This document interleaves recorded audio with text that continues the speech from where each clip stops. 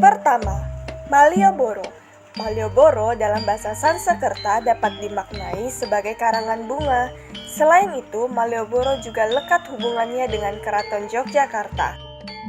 Pasalnya, Malioboro kerap dikaitkan dengan 3 tempat sakral di Jogja, yaitu Keraton, Gunung Merapi, dan Pantai Selatan.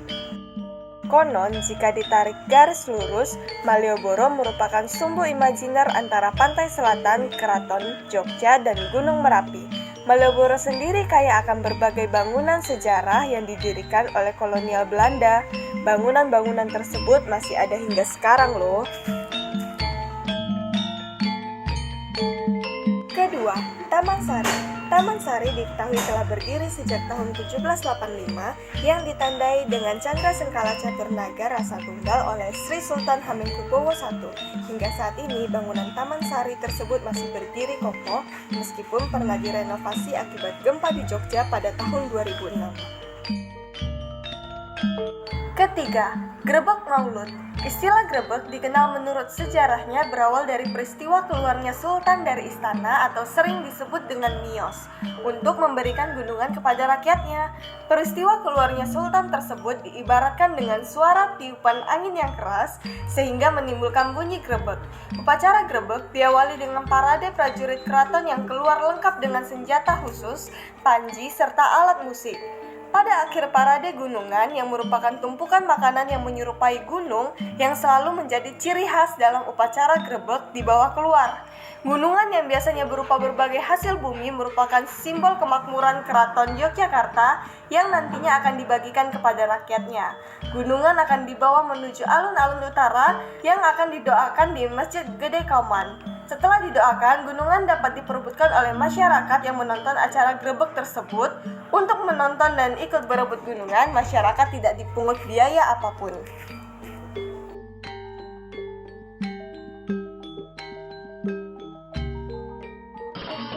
Keempat, wayang kulit. Ditinjau dari sejarah yang ada, asal-usul wayang dianggap telah hadir semenjak 1500 tahun sebelum Masehi. Wayang lahir dari para cendekian nenek moyang suku Jawa di masa silam. Pada masa itu, wayang diperkirakan hanya terbuat dari rerumputan yang diikat sehingga bentuknya masih sangat sederhana. Wayang dimainkan dalam ritual pemujaan roh nenek moyang dan dalam upacara-upacara adat Jawa. Pada periode selanjutnya, penggunaan bahan-bahan lain seperti kulit binatang buruan atau kulit kayu mulai dikenal dalam pembuatan wayang. Adapun wayang kulit tertua yang pernah ditemukan diperkirakan berasal dari abad kedua Masehi. Perkembangan wayang terus terjadi. Cerita-cerita yang dimainkan pun kian berkembang. Adapun masuknya agama Hindu di Indonesia pun telah menambah hasanah kisah-kisah yang dimainkan dalam pertunjukan wayang. Kisah Mahabharata dan Ramayana merupakan 2 contoh kisah yang menjadi favorit pada zaman Hindu-Buddha di masa itu. Kedua epik ini dinilai lebih menarik dan memiliki kesinambungan cerita yang unik, sehingga pada abad ke-10 hingga 15 Masehi, kedua kisah inilah justru yang menjadi cerita utama dalam setiap pertunjukan wayang.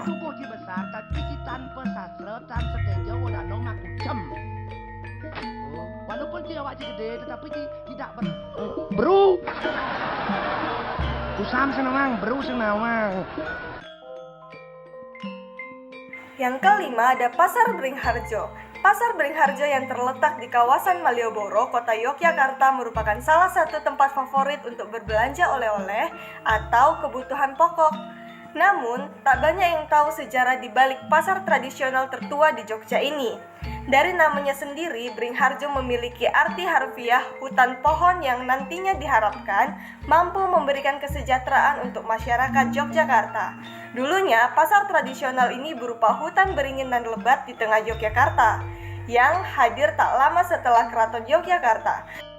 Sebelum dibangun Nosos Pasar berupa bangunan tetap, pada 1758, kawasan Beringharjo telah menjadi pusat atau tempat transaksi warga Yogyakarta dan sekitarnya. Menariknya lagi, Pasar Beringharjo ini telah melewati fase kerajaan, penjajahan, dan kemerdekaan loh.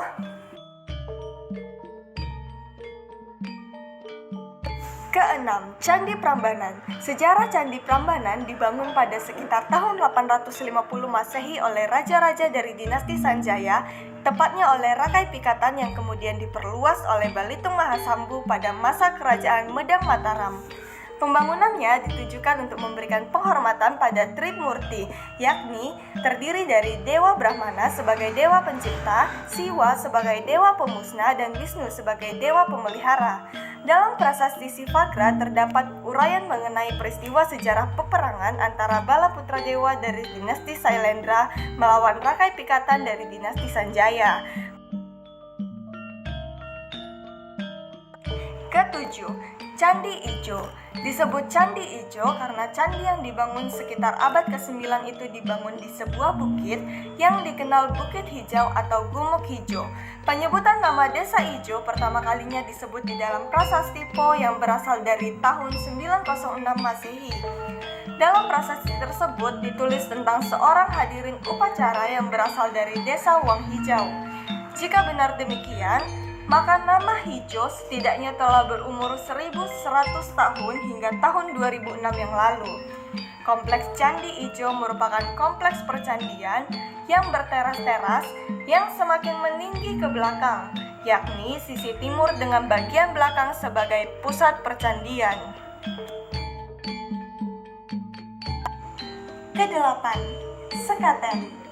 Sekaten merupakan upacara pendahuluan dari peringatan hari kelahiran Nabi besar Muhammad SAW.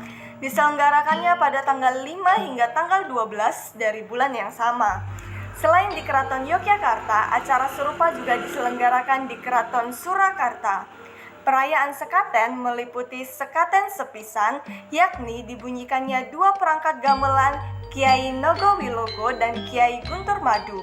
Kemudian pemberian sedekah ngarso dalem Sri Sultan Hamengkubuwono X berupa udi-udi, yaitu menyebar uang koin, dan kemudian diangkatnya kedua gamelan menuju Masjid Agung Yogyakarta dan kemudian ditutup dengan upacara grebek. Dan yang kesembilan, Sendratari Ramayana. Sendratari merupakan sebuah pertunjukan yang memadukan antara seni tari dan drama yang mengisahkan sebuah cerita tanpa dialog di antara pemain-pemainnya. Biasanya hanya dipandu oleh seorang dalang. Pertunjukan ini diiringi oleh musik gamelan dan melibatkan hingga ratusan pemain yang mengenakan kostum Jawa dengan kain batik sebagai ciri khasnya.